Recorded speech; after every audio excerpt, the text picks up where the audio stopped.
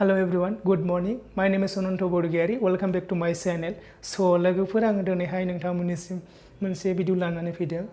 बेनो जाहैबाय आङो दाख्लि Amazonआवहाय मोनसे प्रडाक्ट अर्डार खालामदोंमोन। बियो दिनै आंनिसिम सफैबाय। लोगोसे आङो बेखौनो लानानै नोंथांमोननिसिम मोनसे आनबक्सिं भिडिअ लानानै फैदों। आरो नोंथांमोना चेनेलाव गोदानब्ला चेनेलखौ साबस्क्राइब खालाम आरो शेयार खालाम आरो लाइक खालाम आरो कमेन्ट खालामना हो। So, लोगोफोर नैबेयाव दं जाहैबाय CROSSBEATS आरो ब्लुटुथ Earbuds। लोगोसे आङो बेखौहाय नोंथांमोननिसिम आनबक्सिं खालामना दिन्थिगोन। बेयावहाय मा दं आरो बेसेबांखिनि मोजां आरो बेसेबांखिनि इउजफुल जायो।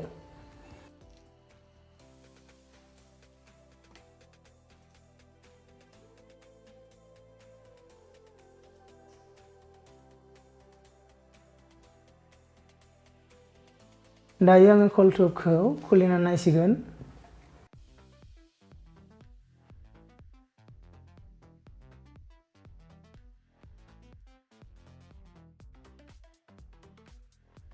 ओमफ्राय नै फार्स्टआवनो दङ वेलकाम कार्ड बा रेजिस्टार कार्ड।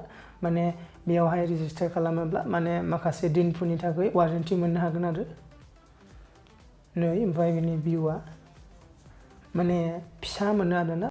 फिसा आरोना बियो।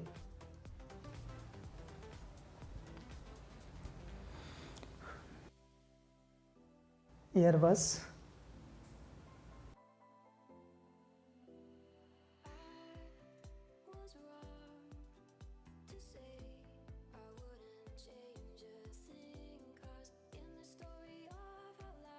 नै बेयाव दं जाहैबाय बेनि माखासे डिटेल्सफोर ओमफ्राय चार्जिं केबल आरो नैबेयावहाय इयार टिप्स दङ।